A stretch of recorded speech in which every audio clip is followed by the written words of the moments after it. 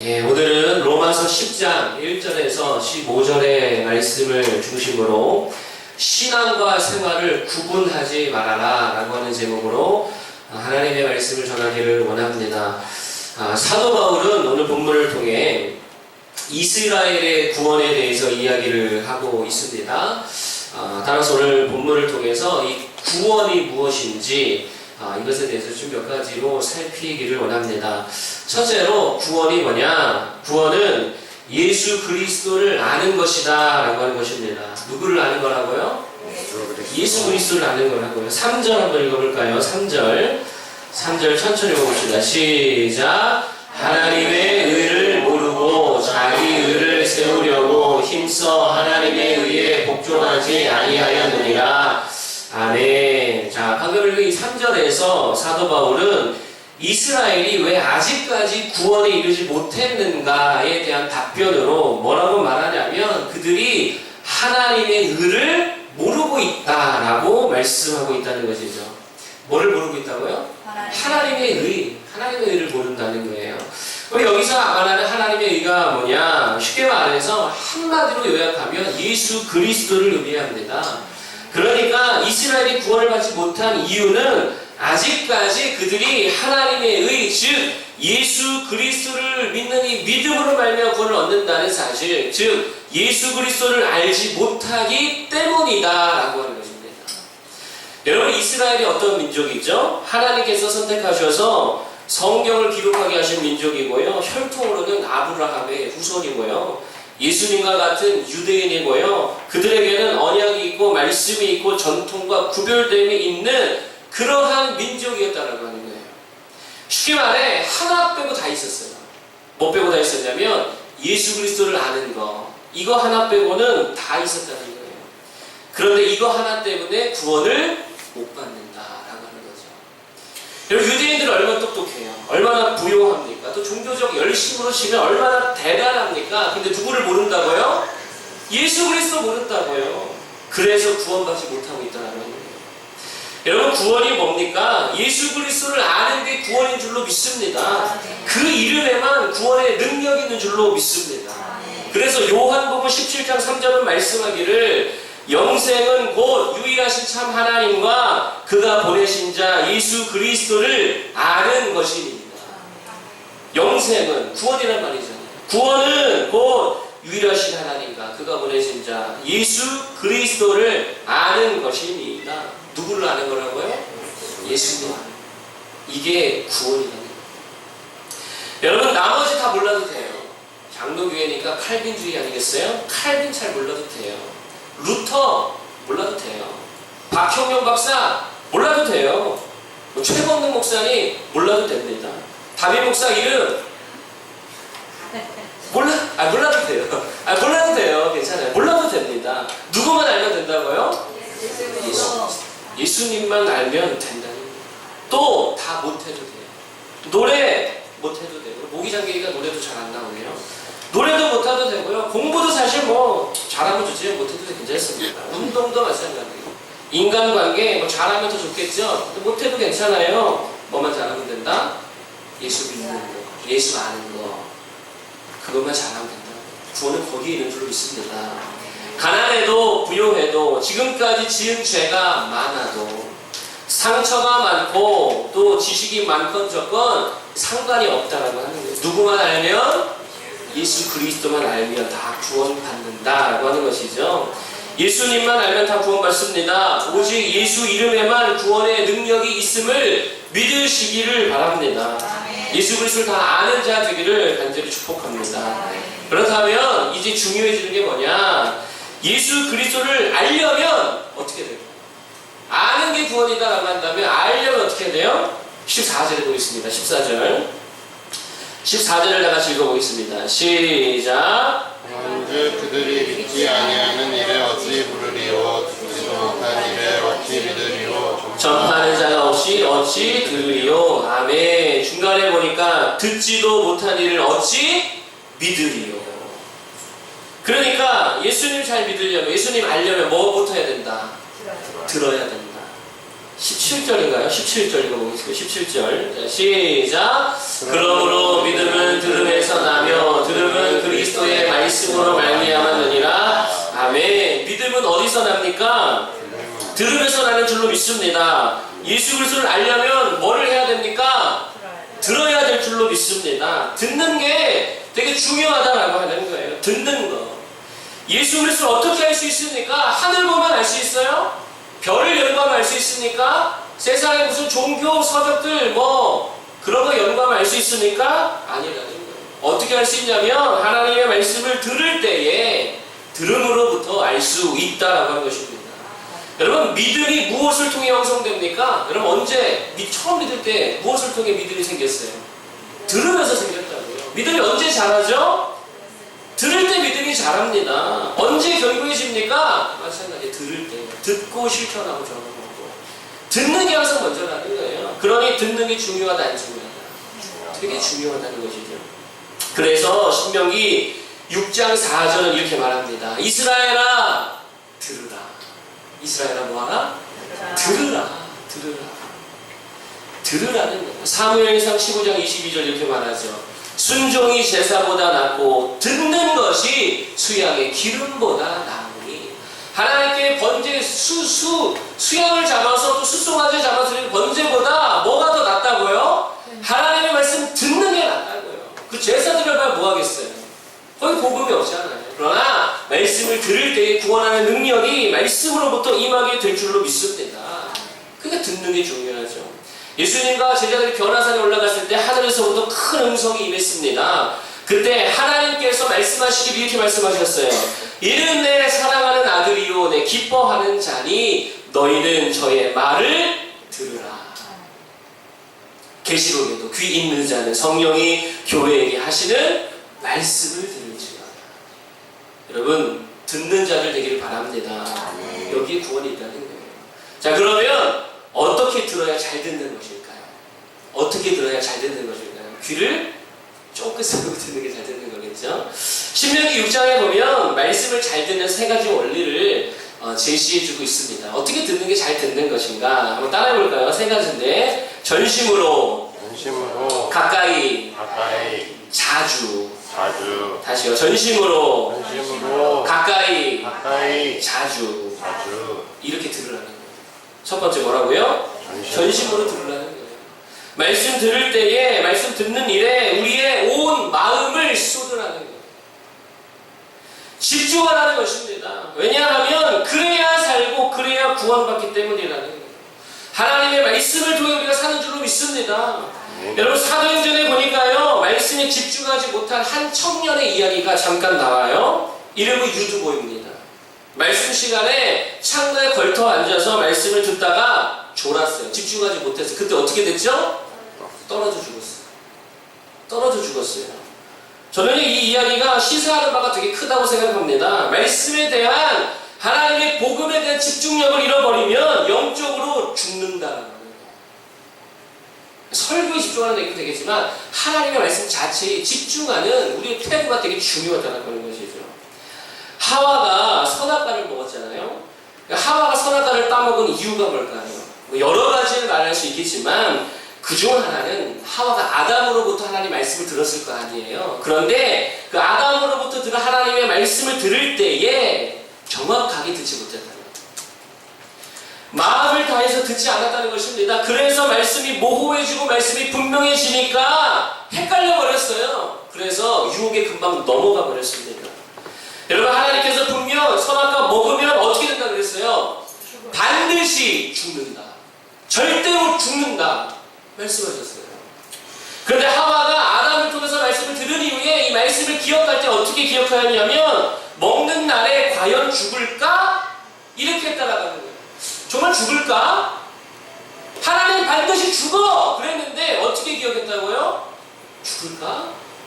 그러니까 말씀이 모호하고 분명하지 않으니까 결국 사탄의 거짓 유혹에 다 넘어가 버리더라라고 하는 것이죠. 따라서 뭐가 중요하냐면 마음을 쏟아서 말씀에 집중하는 게 되게 중요한 줄로 믿습니다.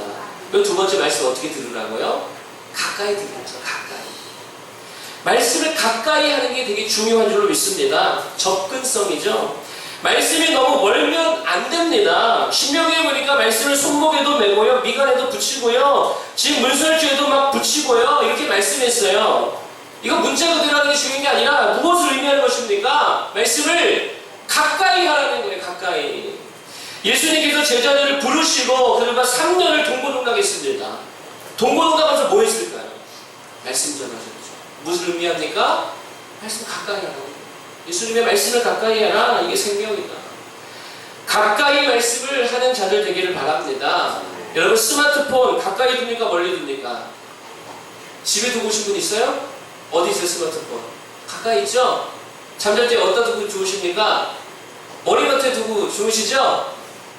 그렇죠? 저는 좀 멀리 떨어뜨려요. 가까이 두면은 스마트폰 알람을 때 꺼버리고 자게 되니까 일어나는 거리에 둬야 되거든요. 저는 거리 멀리 두는데 대부분 스마트폰을 되게 가까이 둔다는 거예요. 여러분 그런데 성경은 어때요? 성경 스마트폰만큼 가까이 둡니까? 아니면 멀리 둡니까? 대부분 좀 멀리 두죠. 물론 스마트폰 안에 다 있지만 어떤 선교사님이 그러더라고요. 배터리 나가면 어떻게 할 거냐고. 책 좀 들고 다니라고. 그렇게 말씀하시더라고요. 그게 맞는 것 같아요. 말씀을 늘 가까이 하시는 우리 모두가 되길 바랍니다. 세 번째 말씀 어떻게 듣냐? 반복하여 들으라고 해요. 반복하여 들어라. 전심으로 듣고요. 가까이 하고요. 그리고 반복해서 들으라는 게 되게 중요합니다. 시편 1편에 복 있는 사람에 대해서 이야기하는데 뒤에 가니까 이렇게 말하죠. 여호와의 율법을 즐거워하여 그것을 주의하고 밤낮으로 늘 묵상하는 자로다. 누가 복이 있다고요? 하나님의 말씀을 밤낮으로 묵상하는 자가 복이 있다고 말합니다. 묵상한다는 게 무슨 말이에요? 반복한다는 거예요. 읊조린다, 되새김질한다, 계속 반복한다. 여러분 전에도 한번 말씀드렸는데 기억하실지 모르겠어요. 한 젊은 설교자가 노년의 베테랑 설교자에게 물었습니다. 목사님, 성도들이 제가 전한 설교를 맨날 까먹는데요. 이거 어떻게 해야 됩니까? 힘이 쭉 빠집니다. 이거 설교 계속 해야 됩니까? 어떻게 됩니까? 소통을 해야 됩니까? 어떻게 해야 됩니까? 그랬더니 이 노 목사님이 그냥 두라 그랬어요. 그러면서 대답하기를 설교란 아주 의미심장한 말을 했어요. 설교란 콩나물에 물 주는 것과 같다. 여러분 무슨 말이죠? 콩나물에 물 주면 물이 고입니까? 다 흘러내려갑니까? 다 흘러내려가잖아요. 전 잘 모르는데 물이 고여버리면 콩나물이 썩는다면서요. 다 흘러내려간다는 거예요. 그런데 계속 주잖아요. 또 주고 또 주고 그런 과정을 통해 콩나물이 자란다 안 자란다? 자란다. 계속 흘러들어도요. 또 듣고 또 듣고 또 듣는 중에 그 말씀이 우리의 인격화가 되고 우리에게 체질화가 되면 그 말씀이 우리 인격을 통해 나타나게 될 줄로 믿습니다. 반복해서 듣는 게 되게 중요한 거예요. 사도 바울도 젊은 목회자 디모데에게 뭐라고 권면하냐면 네가 네 자신과 가르침을 살펴서 이 일을 계속하라. 가르치는 일을 계속하라라고 하는 거예요. 이것을 행함으로 네 자신과 내게 듣는 자를 구원하리라. 반복해서 계속 말씀을 전해라는 거예요.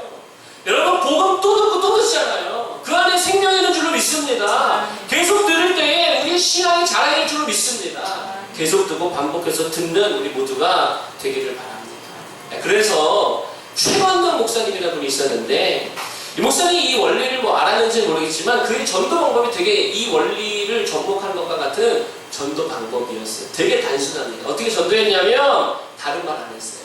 예수 천당 이게 전도였어요. 뭐라고요? 다 같이 해볼까요? 시작! 예수 천당. 제가 오늘 찬양대 가면서 혼자 그래서 창문열어 놓고 한번 외쳐봤어요. 예수 천당. 약간 좀 창피하더라고요. 예수 천당. 이 말을 항상 외치고 다녔다라고 하는 거예요. 특히 새벽 예배가 시작되기 전에 한 4시에 시작했을 거 아니에요. 그때 당시에. 시작되기 전에 그 누구보다 일찍 일어나서 동네를 돌아다니며 외쳤답니다. 예수 천당. 여러분 새벽에 외치면 잘 들려요? 잘 안 들려요? 더 잘 들리겠죠. 조용하니까 고요하니까. 그래서요 이 목사님의 예수 천당이라는 말이 당시 마을 사람들 다 일깨우는 모닝벨 소리가 되었다라고 하는 거예요. 그래서 그 소리를 듣고 그 마을 사람들 하루를 시작했대요. 얼마나 복된 마을이겠습니까? 예수 천당이라는 말을 듣고 하루를 시작하는데요. 한 번은 이 최관동 목사님이 평양에서 큰 길을 지나가는데 많은 무리가 있으니까 또 뭐라 그랬을까요? 큰 소리로 예수 천당. 한 번만 말해도 다 들으니까 외쳤어요. 예수 천당, 예수 믿읍시다. 그랬더니 어떤 사람이 그랬대요. 나 목사입니다. 어떤 사람이 또 나는 전도사인데요. 그랬다는 거예요. 그 말이 떨어지기 무섭게 이 벙어리야 어서 전도해라. 그랬다는 거예요. 날 봤으면 전도해야지. 목사 전도사가 뭐 하는 거야? 호통을 쳤다는 거예요. 한 번은 시끄러운 거리에서 예수 천당을 막 외치고 있는데 일본 순사가 왔대요. 시끄러우니까 조용히 좀 하라고. 그런데 그 앞에다 대고 또 외쳤다니까. 예수 천당. 그 순사가 와서 뺨을 때렸어요. 뺨을 맞으면서도 예수 천당, 예수 천당. 여러분, 최건도 목사님의 그 이야기를 보면요. 그 평양에 있는 2년 동안에 3,000명의 사람들을 교회를 인도했어요. 예수 천당, 이 한마디로. 3,000명을 인도했고요. 평양에서 남자나 여자나 어린아이나 이 목사님의 전도를 듣지 못한 사람이 없다고 말할 정도로 이 목사님의 전도 영향이 엄청났다는 거예요. 여러분, 최건도 목사님 왜 그렇게 외치고 다녔을까요? 뭐 하라고요? 들으라고. 예수님 들으라고. 듣고 믿어서 구원 받으라고. 계속 외쳤다는 거예요. 계속 들으라고. 반복해서 외쳤고 반복해서 듣게 했다라고 하는 거예요. 단순하지만 강력한 메시지를 외치고 다녔다라고 하는 것이죠. 여러분, 우리도 9월 한 달을 지금 집중 전도 기간으로 정해서 이제 주일 점심마다 전도하자고 광고를 했잖아요. 또 15일 날에는 아우디지 전도 사역 나가잖아요. 그때 다른 거 하는 건 아닙니다. 누구 전하는 거예요? 예수 전하는 거예요. 한번 이렇게도 한번 해보세요. 예수 전다. 그러면 듣는 자가 살아나게 될 줄로 믿습니다. 우리도 전심으로 가까이 반복해서 말씀을 들어 우리도 살고 또 그렇게 전해서 남도 살리는 축복의 통로가 되기를 축복합니다. 두 번째로 구원이 뭐냐? 두 번째 구원은요, 예수 그리스도를 주로 시인하는 것이다 라고 하는 것이에요. 9절의 말씀 읽어보겠습니다. 9절 시작. 예수를 주로 시인하며 또 하나님께서 그를 죽은 자 가운데서 살리신 것을 내 마음에 믿으면 구원을 받으리라. 예수를 주로 시인하자라고 하는 것이죠. 여기 구원이 있습니다. 예수님을 나의 주로, 나의 주인으로 시인한다는 말이 무슨 말입니까? 시인한다는 말. 시인한다는 건 그 듣는 대상이 있다는 거 아니겠어요? 시인한다는 거. 공개적으로 시인한다는 거. 예수님 나의 주님이십니다. 예수님 나의 주님이십니다. 이거를 공개적으로 시인하는 거예요. 어디서 하는 걸까요? 교회에서요? 아니라는 거예요. 교회에서 시인하는 걸 이야기하는 게 아니라 세상에서 시인하는 것을 이야기하는 것입니다. 세상에서 그리스도인임을 숨기면서 세상과 타협하는 게 아니라 내 신분 노출하는 거야. 나 주님 믿는 자예요. 예수 믿는 자예요. 나 예수를 주로 삼는 자입니다. 그래서 세상에서도 숨김없이 그리스도인으로 살면서 핍박과 고난과 차별과 천대를 견뎌내고 감수하는 삶을 사는 것. 이게 구원받은 신자의 삶인 줄로 믿습니다. 그래서 11절에 뭐라 그래요? 11절에. 다 같이 읽어보세요. 11절. 시작. 성경에 이르되 누구든지 그를 믿는 자는 부끄러움을 당하지 아니하리라. 시인하면 부끄러움을 당했어요. 그런데 그게 진짜 부끄러움이 아니라는 거예요. 하나님께서 높여주실 것이다. 여러분, 세상에서 그리스도인으로 살아도 부끄러움을 당한다, 안 당한다? 안 당한다. 당하는 것 같지만 안 당한다는 거예요. 참 재미있는 게 종종 이 근방에 있는 체육사를 제가 이제 스포츠 용품을 사러 방문을 하게 되어집니다. 족구공도 거기서 샀고요. 전에 아이들 데리고 주일학교 애들 데리고 이렇게 풋살할 때 풋살공도 거기서 샀고요. 족구화도 거기서 샀거든요. 근데요, 그렇게 뭘 사러 가면 되게 친절해요. 너무 막 상냥하게 해주고요. 깎아드릴게요 이러면서 엄청 잘해줍니다. 그런데 제가요, 전도지 들고 거기 방문하잖아요. 그럼 반응이 완전 달라요. 냉랭하고요, 막 차갑습니다. 심지어 때로는 되게 무시받는 인상도 받아요. 나 분명 알 텐데, 내가 여러 번 와서 공도 사고 뭐도 사왔기 때문에 날 알 텐데 모르는 척 하면서요, 막 그렇게 냉대하더라는 거예요. 고객으로 만나면 환대하고 친절하고 존경을 받는데 그리스도인으로 가니까 박대와 멸시와 무시를 받더라라고 하는 거예요. 여러분, 이게 세상에서 그리스도인으로 시인하며 사는 삶이라는 것입니다. 따라서 구원이란 세상에서 주님 때문에 감수하는 삶을 사는 거예요. 주님 때문에 내 권리 감수하고요. 주님 때문에 내 자유 감수하고요. 내 지위와 내 자격 그 감수하는 거예요. 이게 예수를 주로 시인하는 삶이다라는 것입니다. 예수 믿는다는 이유 하나로 감수하는 삶. 어제 우리가 기관장들과 함께 안양 성민교회 답사차 다녀왔어요. 거기 담임 목사님, 백형진 목사님인데 어제 가서 한 2화를 듣게 되었습니다. 너무 재미있고 흥미롭고 도전이 되고 본이 되길래 소개해드리겠습니다. 안양성민교회가 교회가 지하이고요. 1층에 김밥집이 있습니다. 그런데 그동안에 이 목사님이 거기 들어가기 전에도 교회가 있었나 봐요. 그 전에 목사님들과는 김밥집 사장님과 별로 친하지가 않았대요. 뭐 이유가 있었겠지요. 그런데 유독 이 백형진 목사님과는 되게 친하고 되게 좋은 사이로 관계가 유지되고 있다라고 하는 것입니다. 그 이유가 뭐냐면 지난 겨울에 한 사건이 있었는데 그 사건 때문에 그렇게 되게 좋은 관계가 됐다는 거예요. 그게 무슨 일이냐면요. 지난 겨울에 갑자기 지하 수도관이 어딘가 터져버렸다는 거예요. 겨울에. 그래서 1층 김밥집에서 물을 쓰기만 하면 지하로 물이 막 팔팔 쏟아졌다라고 하는 거예요. 그런데 1층에는 장사를 되니까 물을 계속 씁니까? 안 씁니까? 물을 계속 쓰잖아요. 그러니까 물이 계속 지하로 나오는 거예요. 그래서 권사님이 목사님께 말했어요. 목사님 1층에다가 좀 얘기해가지고 물 좀 쓰지 말라고 얘기 좀 합시다. 이렇게 얘기했대요. 그랬더니 목사님께서 이렇게 말씀하셨다는 거예요. 하나님께서 잠잠하라고 하셨다고. 잠잠하라고 하셨다고. 그래서 수도 고칠 때까지 그냥 계속 물을 퍼다 버렸다라고 하는 거예요. 되게 미련해 보이죠. 그런데 결국 이 일을 나중에 김밥집 사장님이 알게 되었고 얼마나 죄송하고 얼마나 이게 좀 좋은 본이 되는 모습입니까? 이 일을 계기로 굉장히 좋은 이웃관계가 되어서요. 나중에 이 김밥집 사장님이 자기 가게 간판까지 그거 그냥 목사님 교회 간판으로 대신 쓰라고 해가지고요. 간판을 이렇게 교회 간판으로 교체까지 하게 되었다는 거예요. 여러분 백 목사님이 보여준 삶이 바로 그런 삶이라는 거예요. 예수님 때문에 뭐하는 삶이라고요? 감수하는 삶이라고. 내 권리와 내 자유 포기하는 삶. 그랬더니 부끄러움을 당하는 것처럼 보였지만 그게 아니라 더욱더 존귀함을 받더라라고 하는 거예요.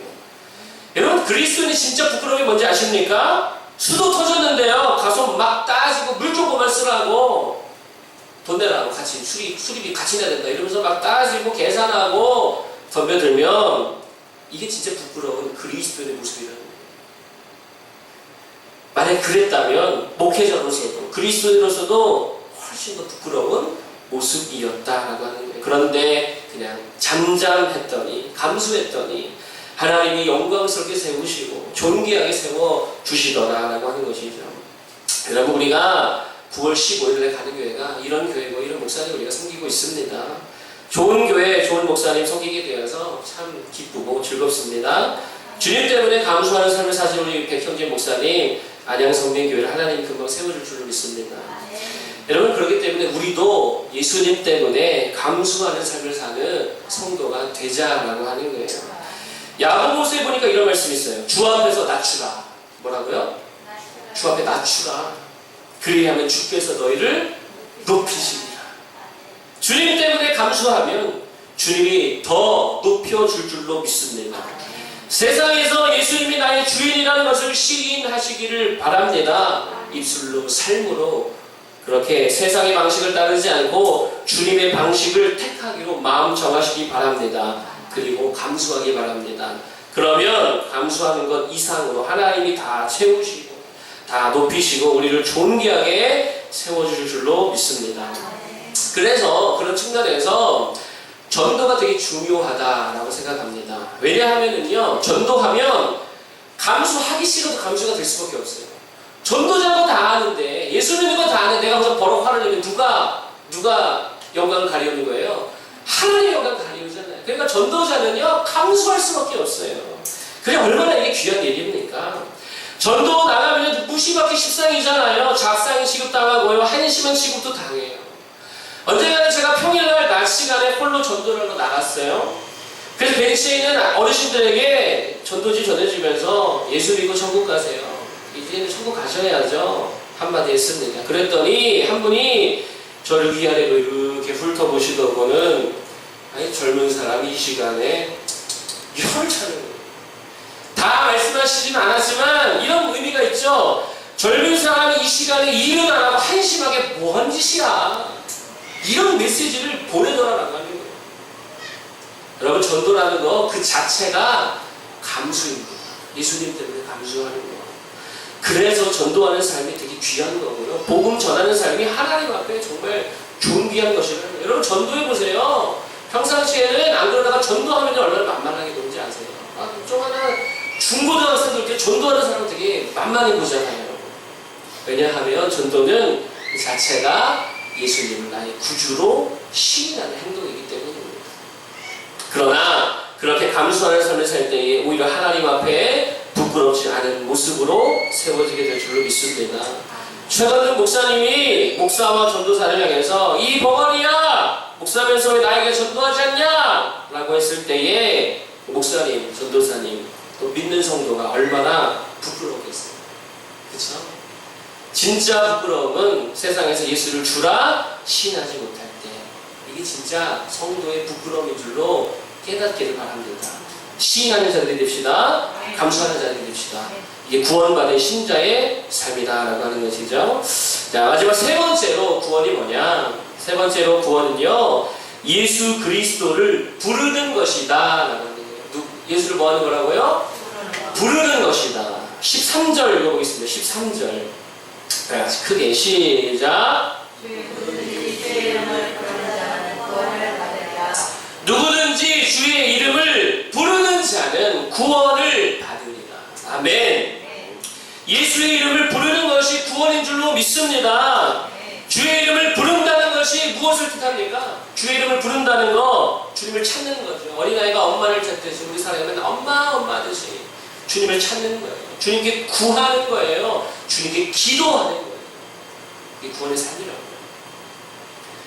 그러면 누가 주님을 찾고 누가 주님께 구하고 누가 주님께 기도합니까? 주님을 믿는 자가 주님을 구하고 찾고 기도하지 않겠어요? 그 14절에 말하기를 그런즉 그들이 믿지 아니하는 이를 어찌 부르리요? 누가 주님을 부른다고요? 누가 주님을 찾는다고요? 믿는 자들이 찾는다고요. 믿는 자, 누가 주님을 찾습니까? 믿는 자. 누가 기도합니까? 믿는 자란다는 거예요.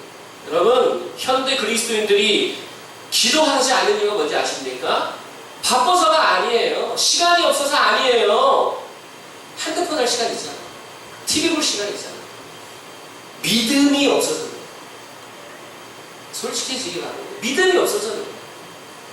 제 친구 중에 교회를 되게 오래 다녔어요. 근데 내가 앞만 봐도 걔는 불신자야. 앞만 봐도 불신자야. 그런 친구가 있어요. 저희가 종종 하는 말이 있습니다. 이런 말 하니까 제가 불신자라고 생각하죠. 기도한다고 뭐 달라지네요. 맨날 하는 말이. 야, 기도한다고 뭐 달라지냐. 여행 전에 우리 아빠가 맨날 기도하는데 그런다고 안 날 사고가 나고 날 사고가 안 나고 기도한다고 달라지느냐. 계약 전에 기도한다고 기도 때문에 계약이 되고 안 되고 하느냐. 어차피 될 일은 되고 안 될 일은 안 되는 거야. 이 그 친구의 주장이에요. 여러분의 생각 어떠십니까? 이 생각에 동의하세요? 불신자죠. 불신자예요. 그러니 기도하지 않는다는 거예요. 뭐가 없다는 것입니까? 살아계신 하나님, 일하시고 역사하시고 이를 성취하시는 여호와 하나님에 대한 살아계신 하나님에 대한 믿음이 없다는 거예요. 그러니까 그따위 소리를 하세요. 결국 차이는 다른 게 아닙니다. 하나님이 정말 살아계시다고 믿느냐 아니면 이 부분에 있어서 의심이 있느냐, 이 차이라는 거예요. 전에 새벽 설교를 하면서 하나의 어떤 분이냐 이런 설교를 했던 기억이 있습니다. 피드백의 하나님입니다. 하나님은 피드백의 하나님입니다. 반응해 주신다는 거예요. 살아계셔서 우리의 한 가지 한 가지에 다 피드백해 주신다, 반응해 주신다라고 하는 거예요. 잘못하면 채찍을 주시고 잘하면 칭찬도 주시고 구하면 응답해 주시고 하나님 살아 계시기에 하나님 역사를 주장하고 계시기에 피드백의 하나님, 역사하시고 살아서 응답하시는 하나님이시더라고요. 그래서 신명기 말씀이 이런 말씀이 있어요. 어떤 신이 너희에게 와서 시험과 이적과 기사와 전쟁과 강한 소가 편팔과 크게 두려운 일로 한 민족을 다른 민족에서 인도하여 낸 일이 있느냐. 시험, 이적, 기사, 전쟁, 강화서 이거 하나님의 역사를 말하는 거잖아요. 살아계신 하나님의 역사를 너희같이 본 민족이 어디 있느냐. 이는 다 너희의 하나님 여호와께서 애굽에서 너희를 위하여 너희의 목전에서 행하신 일이라.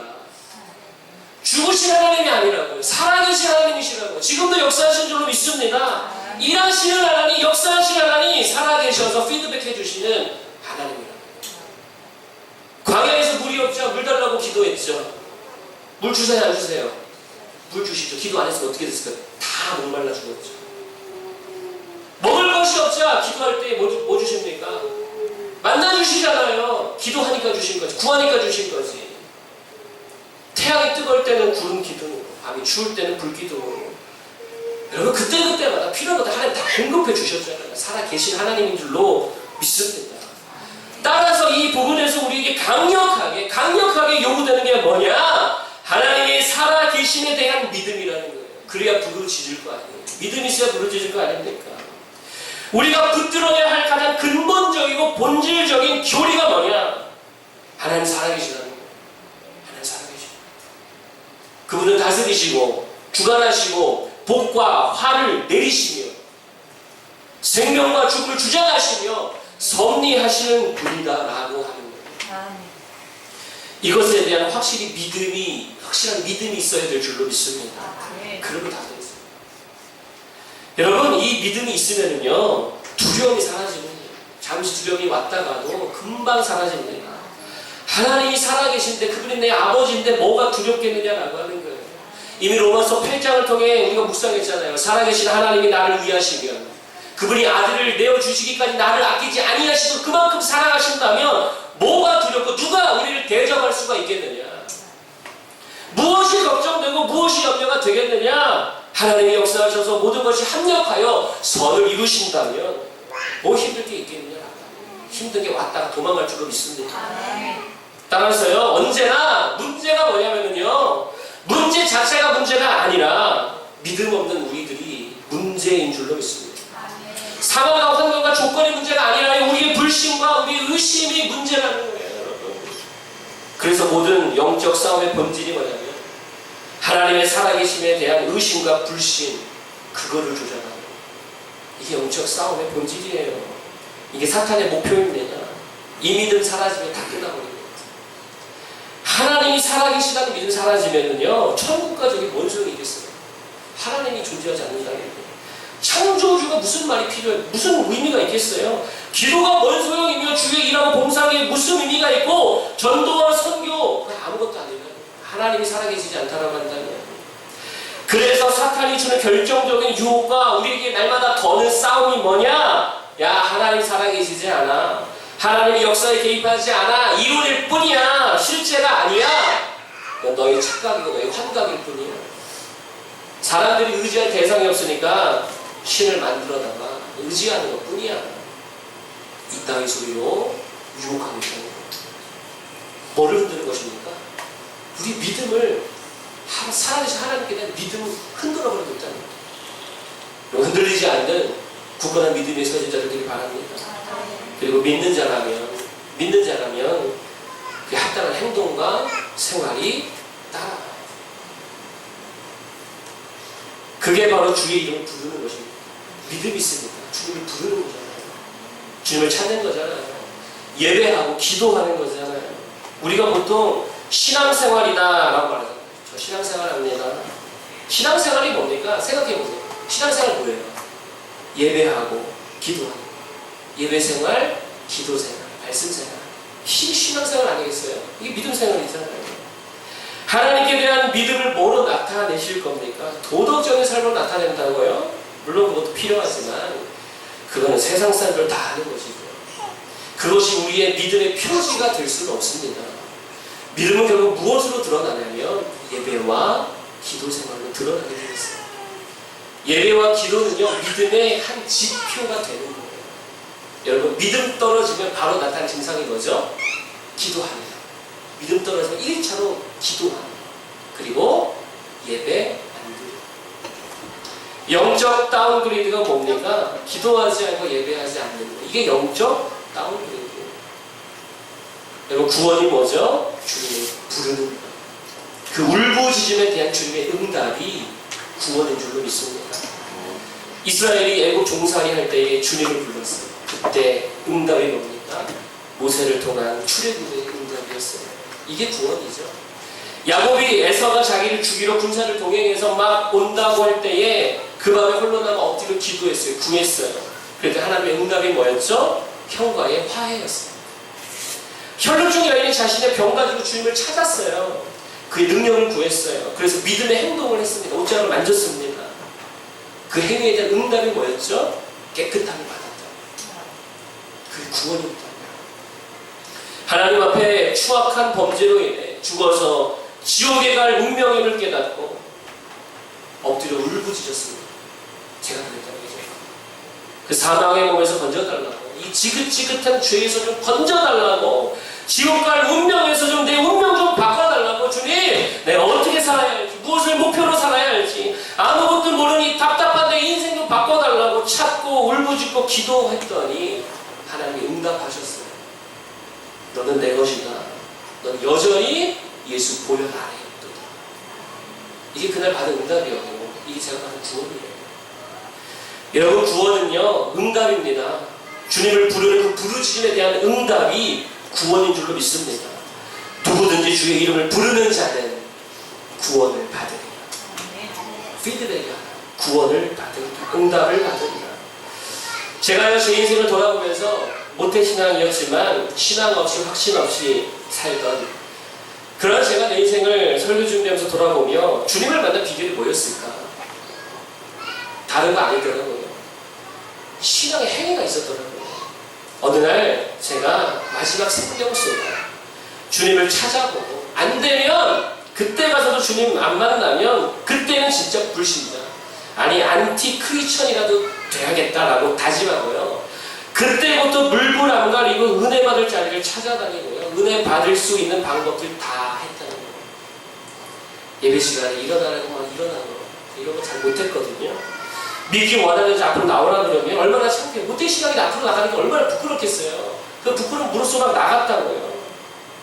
울부짖으라면 울부짖고 방방 뛰라고 하면 방방 뛰고 월요일부터 주일까지 매일매일 예배, 기도, 찬양 세미나 각종 훈련, 수련회 막 그렇게 찾아다녔어요. 여기 가면 주님 만날까? 저기 가면 주님 만날까? 알바도 포기하고 다녔고요. 때로는 성적도 포기하고 다녔어요. 그렇게 주님을 찾고 부르짖으며 살았다는 것입니다. 정말 말씀에 순종하려 했고 정말 헌신하려 했고 정말 나 자신을 부인하려 했어요. 그러다가 이제 정말 안 되는구나. 이거 안 되는구나. 나는 진짜 버림받았나 보다. 나는 이대로 지옥에 가나 보다 하던 찰나에 주님이 한 예배 가운데에 저를 만나주셨어요. 다 하나님의 은혜지만 하나님의 은혜가 내 안에 작용할 때에 나에게 신앙의 행위를 일으키더라고요.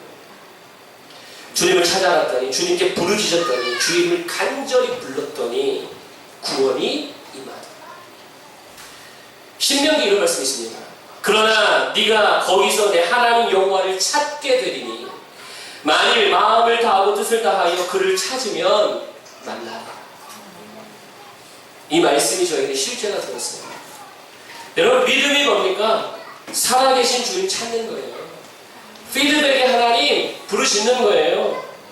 예수 그리스도 그분께 울부짖어 기도하는 거예요. 여러분, 이게 믿음 생활 아니겠어요?